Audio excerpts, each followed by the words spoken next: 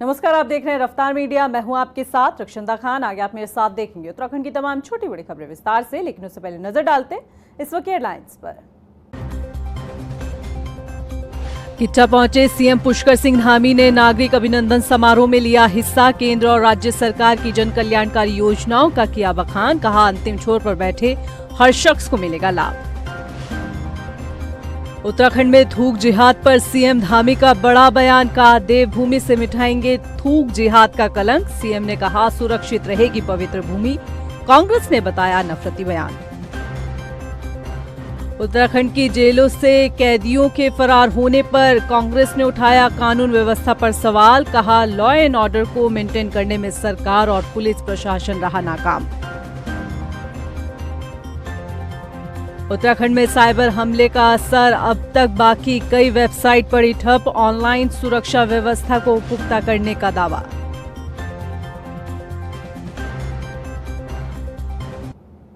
Headlines के बाद bulletin में खबरें विस्तार से, और बात सबसे पहले कर लेते हैं सूबे के मुखिया पुष्कर सिंह धामी की। किच्चा दौरे पर रहे सूबे के मुखिया पुष्कर सिंह धामी ने खुरपिया फार्म में निर्माणाधीन एम्स के सैटेलाइट सेंटर का निरीक्षण किया। साथ ही सीएम धामी ने कोलकाता अमृतसर कॉरिडोर निर्माण पर भी अपडेट लिया। वहीं इस दौरान मुख्यमंत्री ने श्रमिकों से बातचीत की। आपको बता दें कि अधिकारियों को जरूरी दिशा निर्देश भी दिए। बता दें कि सीएम धामी ने केंद्र सरकार का आभार जताते हुए कहा कि आज प्रधानमंत्री नरेंद्र मोदी की बदौलत उत्तराखंड को 2 एम्स की सौगात मिली है। औद्योगिक स्मार्ट सिटी भारत सरकार ने, आदरणीय प्रधानमंत्री जी ने यहाँ के लिए स्वीकृत की है। हम प्रधानमंत्री जी का अभी धन्यवाद करते हैं, उनको बधाई देते हैं, उनका आभार व्यक्त करते हैं सब उत्तराखंड की देवतुल्य जनता की तरफ से। और साथ में यहाँ पर जो एम्स जो हमारा निर्माणाधीन है, उस एम्स के लिए भी अनेक परियोजनाएं हमारे राज्य को मिली हैं। आदरणीय प्रधानमंत्री और केंद्र सरकार के द्वारा हम उनका अभिनंदन करते हैं। समस्त क्षेत्रवासियों को बधाई देते हैं। वहीं एम्स के सैटेलाइट सेंटर का निरीक्षण करने के बाद मुख्यमंत्री पुष्कर सिंह धामी किच्चा स्थित इंदिरा गांधी खेल मैदान पहुंचे, जहां सीएम धामी ने नागरिक अभिनंदन समारोह में हिस्सा लिया। इस दौरान मुख्यमंत्री ने जनसभा को संबोधित किया और केंद्र के साथ राज्य सरकार की जन कल्याणकारी योजनाओं को भी गिनाया। आपको बता दें कि इस मौके पर मुख्यमंत्री धामी ने कहा कि सरकार की कोशिश है कि प्रदेश में अंतिम छोर में बैठे हर शख्स को डबल इंजन सरकार की योजनाओं का लाभ मिले। बता दें कि किच्चा पहुंचने पर कांग्रेस विधायक तिलकराज बेहड़ ने सीएम पुष्कर सिंह धामी का स्वागत किया। और हम नकल का अध्यादेश लेकर आए। यह अध्यादेश है जिसमें हमने उम्र कैद तक की सजा का इसमें प्रावधान कर दिया है। और जो भी नकल माफिया होगा, वो नकल माफिया उसको उसकी सारी संपत्ति जब्त करने का भी इसमें हमने प्रावधान कर दिया है। वहीं किच्चा के बाद मुख्यमंत्री पुष्कर सिंह धामी चंपावत पहुंचे। इस दौरान सीएम धामी ने दशहरा महोत्सव का शुभारंभ किया। साथ ही अपने विधानसभा क्षेत्र के क्षेत्रवासियों के लिए कई बड़ी योजनाओं की घोषणा की। बता दें कि सीएम धामी को सुनने के लिए बड़ी संख्या में लोग पहुंचे। इस दौरान चंपावत वासियों ने अपने विधायक सीएम धामी का भव्य स्वागत किया। उधर यूपी के सीएम योगी आदित्यनाथ रविवार को राजधानी देहरादून के डोईवाला पहुंचे, जहां उन्होंने जौलीग्रांट के हिमालयन हॉस्पिटल में भर्ती अपनी मां सावित्री देवी का हालचाल जाना और डॉक्टर से उनके स्वास्थ्य के बारे में जानकारी ली। इस दौरान सीएम योगी के साथ हरिद्वार के मौजूदा सांसद त्रिवेंद्र सिंह रावत और पूर्व सांसद रमेश पोखरियाल निशंक भी नजर आए। माता जी 5 दिन पहले यहाँ पर एडमिट हुई है और एक इनफैक्ट उनको थोड़ा सा आँख की प्रॉब्लम काफ़ी दिनों से चल रही थी और इस बीच में कुछ दर्द हो रहा था और देखने में ज़्यादा प्रॉब्लम हो रही थी। और एहतियातन तौर पर जब यहाँ लाया गया, उनको उम्र को ध्यान में रखते हुए 85-86 के आसपास हैं, तो उनकी पूरी जांच हो रही है। उत्तराखंड में पिछले दिनों खाने की चीजों में थूक के कई मामले सामने आए थे, जिसके बाद अब सीएम पुष्कर सिंह धामी थूक जिहाद को लेकर कड़ा रुख अपनाते हुए सख्त चेतावनी देते नजर आ रही हैं। क्या है पूरा मामला, रिपोर्ट में देखिए। उत्तराखंड में डेमोग्राफिक बदलाव की खबरों के बीच अब धामी सरकार सख्त नजर आ रही है। प्रदेश में लैंड जिहाद और लव जिहाद के बाद अब थूक जिहाद पर धामी सरकार का सख्त एक्शन देखने को मिल सकता है। दरअसल पिछले दिनों देहरादून और मसूरी से खाने की चीजों में थूकने के कुछ वीडियोस काफी वायरल हुए, जिसके विरोध में लोग सड़कों पर उतरे और इस तरह की घटनाओं का जमकर विरोध किया गया, जिसके बाद पुलिस ने लोगों की सेहत और धार्मिक भावनाओं को भड़काने का प्रयास करने के आरोप में 2 लोगों को गिरफ्तार भी किया। लेकिन बीते दिन रावण दहन कार्यक्रम के दौरान सीएम पुष्कर सिंह धामी ने खुले मंच से इस तरह के मामलों को लेकर चेतावनी दी है। मुख्यमंत्री पुष्कर सिंह धामी ने कहा कि लव जिहाद, लैंड जिहाद और मजार जिहाद के बाद अब थूक जिहाद के कलंक को भी देवभूमि की धरती से मिटाकर ही दम लेंगे। उन्होंने कहा कि डेमोग्राफिक चेंज बर्दाश्त नहीं किया जाएगा और न ही उत्तराखंड के मूल स्वरूप से कोई छेड़छाड़ होने दी जाएगी। यहाँ के मूल स्वरूप को बनाए रखने के लिए पूरी तरह से प्रतिबद्ध है और संकल्पबद्ध है। हम यहाँ किसी भी प्रकार की जो डेमोग्राफिक चेंज है उसको बर्दाश्त नहीं करेंगे।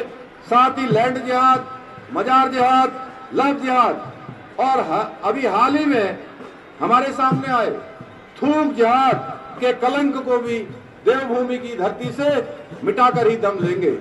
मुख्यमंत्री पुष्कर सिंह धामी के बयान पर बीजेपी के प्रदेश महामंत्री आदित्य कोठारी का कहना है कि उत्तराखंड एक शांति प्रिय राज्य है, लेकिन कुछ अराजक तत्व बाहर से आकर उत्तराखंड के शांत माहौल को बिगाड़ने का काम कर रहे हैं। हमारा उत्तराखंड एक शांति प्रिय राज्य है और कुछ अराजक तत्व दूसरे प्रदेशों से बाहर से आकर के हमारे उत्तराखंड के शांतिपूर्ण माहौल को बिगाड़ने का प्रयास कर रहे हैं।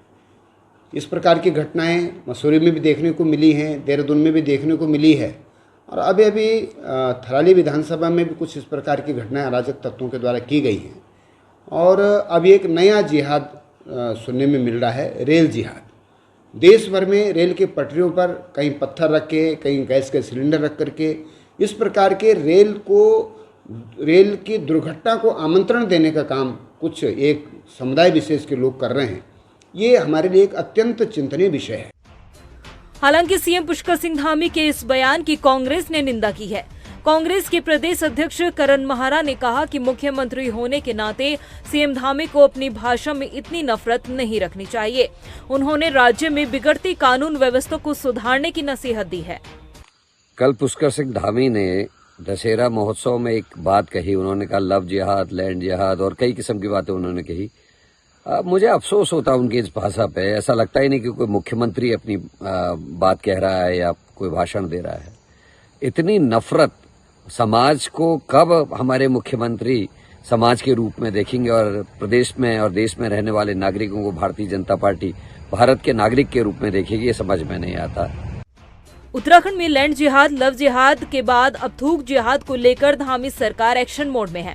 वहीं दूसरी ओर विपक्ष इसे सरकार की विफलताओं को छुपाने के लिए जिहादों का नाम देने की बात कह रही है।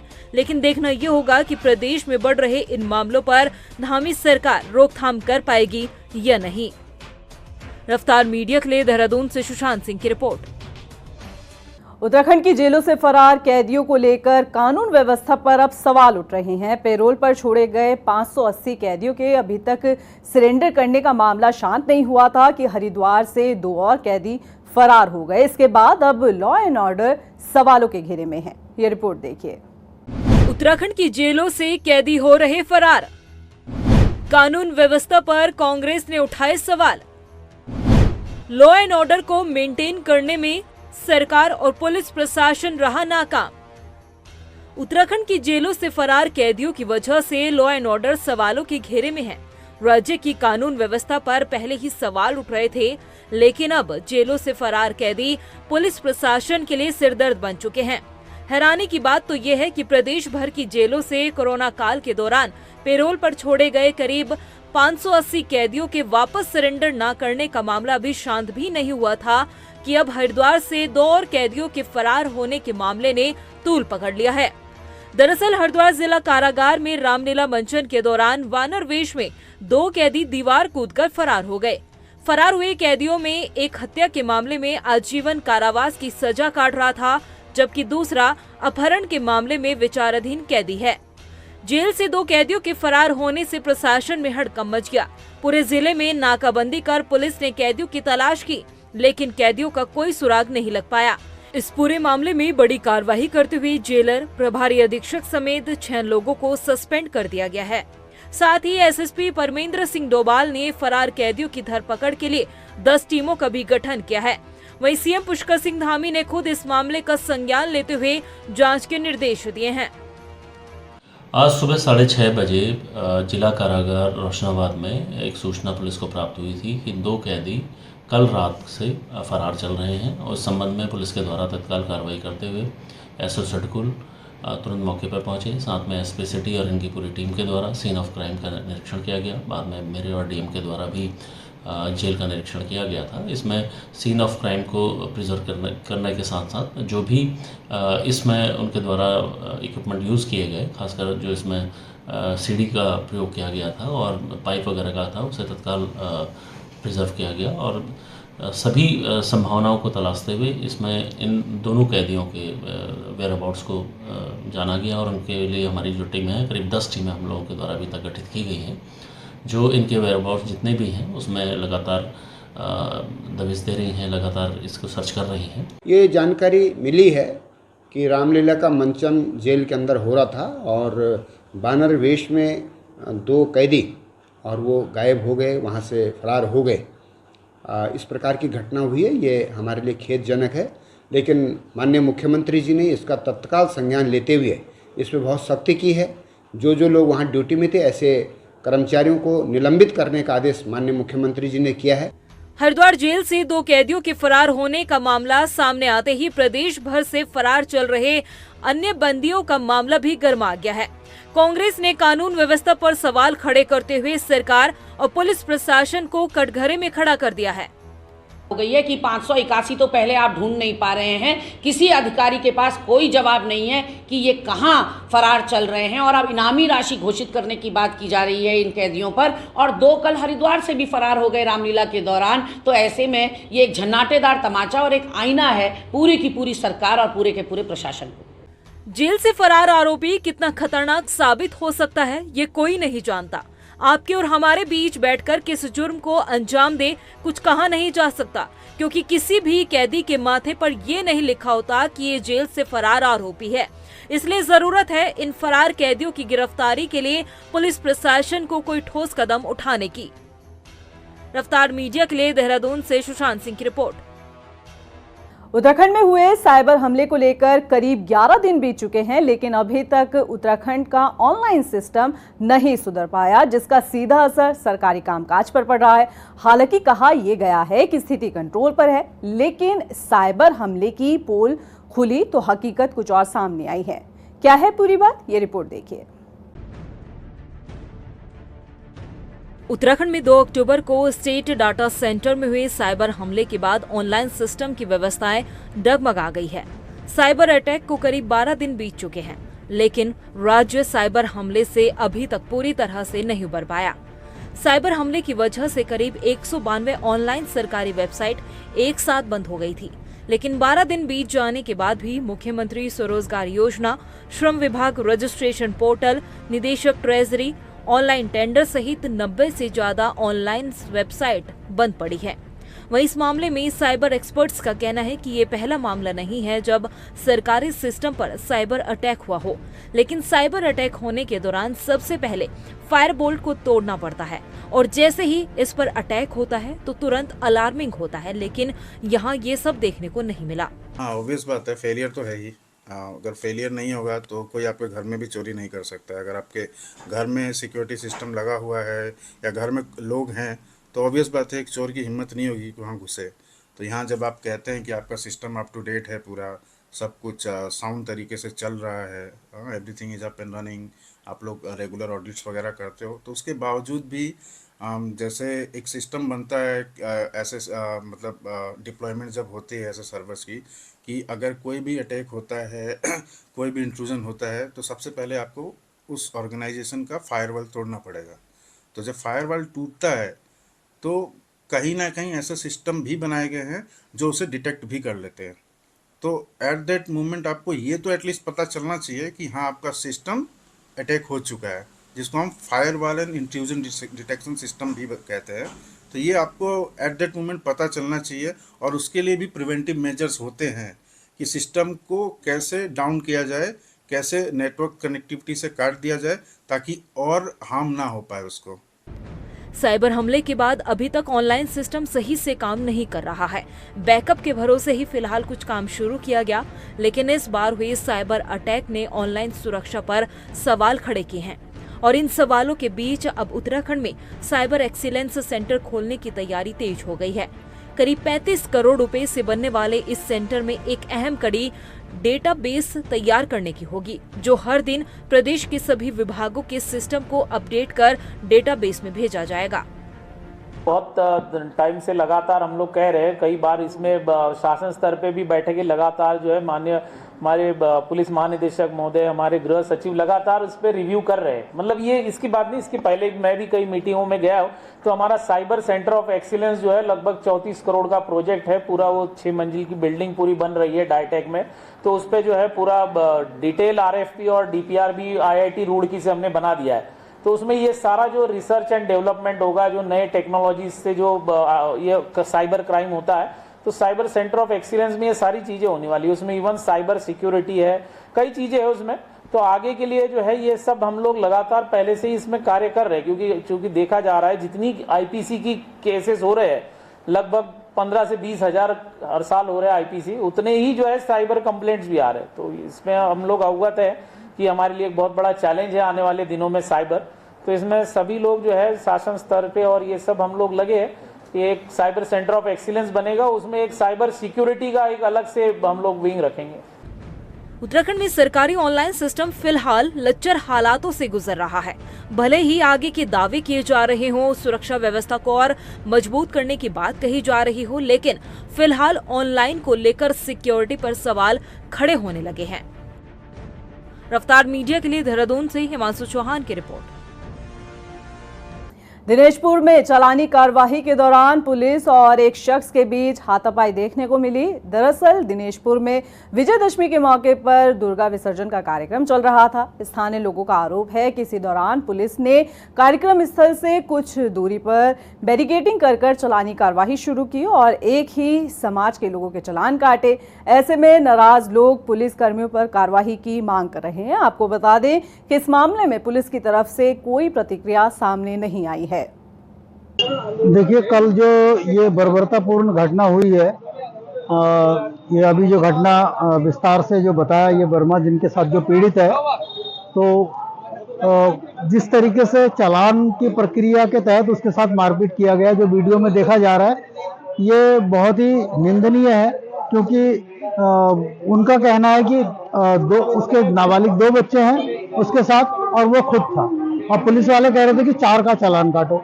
तो उसने जब इस बात का विरोध किया तब उसके साथ मारपीट शुरू हो गई। उधर रुड़की में छावनी के पास रेलवे ट्रैक पर LPG गैस सिलेंडर मिलने से हड़कंप मच गया। वहीं सूचना के बाद मौके पर पहुंचे स्टेशन मास्टर ने सिलेंडर को कब्जे में लिया। बता दें कि GRP पुलिस इस मामले में किसी साजिश से इनकार कर रही है। GRP चौकी इंचार्ज का कहना है कि सिलेंडर खाली था। हमें तो CCR के माध्यम से सूचना मिली थी लगभग कल 12/10/2024 को सुबह 7:13 के आसपास ना। जैसे ही हमें सूचना मिली, हमने अपने चौकी अवगत करा दी, जो हमारा पुलिस फोर्स था, हमने उसको मौके पे रवाना किया। उसके बाद वहाँ पे जाके देखा तो वहाँ से अपना जो रेलवे ट्रैक था वो क्लीन था, उसको क्लीन करवाया गया। उसके बाद वहाँ पे हमारी लगातार जो आसपास CCTV कैमरे लगे हैं उनको भी देखा गया कि कोई संदिग्ध व्यक्ति ऐसा हो जो रखते हुए दिखा हो या कुछ ऐसा, तो ऐसा कुछ नहीं था। तो चांस ये है कि हो सकता है जैसे ट्रैवल लोग करते हैं, सफर करते हैं, तो छोटे छोटे ये इलीगल तरीके से ले जाते हैं अपने सामान में छुपा कर ना। तो हो सकता है कोई ट्रैक पे ऐसे मतलब बैठा हो यात्री, उसके हाथ से छूट गया हो, तो यही है। अभी तक तो ऐसा कोई प्रकाश में नहीं आया कि किसने रखा है या क्या। रुड़की में रविवार सुबह युवती ने गंग नहर में छलांग लगाकर आत्महत्या कर ली। बता दें कि मरने से पहले युवती घर पर सुसाइड नोट छोड़कर गई थी, जिसमें उसने आत्महत्या की बात लिखी है। उधर परिवार की माने तो गांव के एक शख्स ने उसकी अश्लील फोटो को सोशल मीडिया पर वायरल कर दिया था। इस घटना के बाद से वो परेशान थी। जो यहाँ पर बात कुछ नहीं थी उसकी, क्या नाम, ये तभी 1.5 महीना पहले क्या फोटो लिए थे, किसी लड़के के साथ बात कर रही थी, तो उसके लड़के ने फोटो खींचे होंगे, तो उसके चाचा के लड़के ने फोटो खींच, चाचा के नहीं भी पता नहीं वहाँ नहीं घेरे, फिर क्या नाम चाचा के लड़के ने फोटो खींच कर वायरल कर दिया, मैं इंस्टाग्राम पर घेर दिया, तो उसकी बेइज्जती के मार अपनी जान दे दी उन लोग। अभी के लिए फिलहाल इतना ही, मुझे दे इजाजत। लेके चलते चलते नजर डालते इस वक्त की हेडलाइंस पर। नमस्कार। किच्चा पहुंचे सीएम पुष्कर सिंह धामी ने नागरिक अभिनंदन समारोह में लिया हिस्सा। केंद्र और राज्य सरकार की जन कल्याणकारी योजनाओं का किया बखान, कहा अंतिम छोर पर बैठे हर शख्स को मिलेगा लाभ। उत्तराखंड में थूक जिहाद पर सीएम धामी का बड़ा बयान, कहा देवभूमि से मिटाएंगे थूक जिहाद का कलंक। सीएम ने कहा सुरक्षित रहेगी पवित्र भूमि। कांग्रेस ने बताया नफरती बयान। उत्तराखंड की जेलों से कैदियों के फरार होने पर कांग्रेस ने उठाया कानून व्यवस्था पर सवाल, कहा लॉ एंड ऑर्डर को मेंटेन करने में सरकार और पुलिस प्रशासन रहा नाकाम। उत्तराखंड में साइबर हमले का असर, अब तक बाकी कई वेबसाइट पड़ी ठप। ऑनलाइन सुरक्षा व्यवस्था को पुख्ता करने का दावा।